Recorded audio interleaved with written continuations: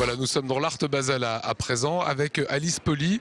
Vous êtes une des fondatrices de l'Art Basel. Depuis le début, c'est-à-dire exactement depuis 71.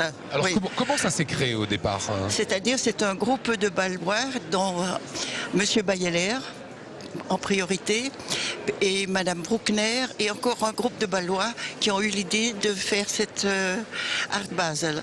Alors au début c'était plus l'Europe occidentale et les États-Unis assez vite. Et ensuite, ça s'est ouvert maintenant aux pays émergents comme la Russie, la Chine, les Indes, ce qui n'était pas le cas autrefois. Est-ce qu'aujourd'hui, c'est la plus grande foire d'art contemporain? C'est certainement la plus importante et surtout, point de vue qualité. La sélection est très très sévère et je pense que ce sont des galeries vraiment dignes de figurer à Bâle. Un petit mot sur ce soulage qui est ici. C'est un soulage des années 90. C'est un tableau un petit peu historique, mais qui est magnifique et que nous avons pu avoir pour la foire de Bâle. Quand vous dites historique, ça veut dire quoi? Ça veut dire que les tableaux de cette époque-là sont très rares et sont très recherchés, les tableaux de Pierre Soulages. Ça fait partie des pièces exceptionnelles qu'on trouve ici. Celui-ci est vraiment un chef-d'œuvre.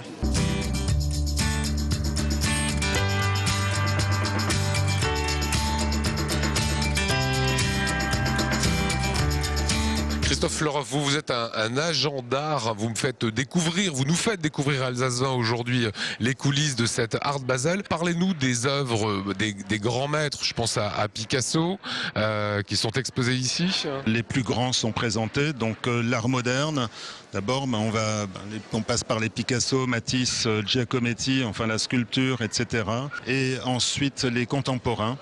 Certains ont traversé des années 50 à aujourd'hui, ont traversé le temps comme Soulages. On l'a vu, on vient de le voir ensemble. Il y a Lapie, sculpture derrière moi, ce sont des œuvres de Christian Lapie. Alors c'est pas du bois? Non, c'est du bronze en fait. C'est une technique de la cire perdue, c'est-à-dire qu'on prend un moule du bois, on part du bois pour le transformer en bronze et ensuite le patiner, le colorer de telle manière à ce qu'effectivement il ressemble au bois. Alors j'ai appris une chose ici, c'est qu'il y a des petites pastilles rouges que vous voyez de temps en temps sur les petites affichettes, ça veut dire que c'est vendu. Les rouges c'est vendu et le vert c'est réservé. Est-ce qu'on peut avoir une idée des prix?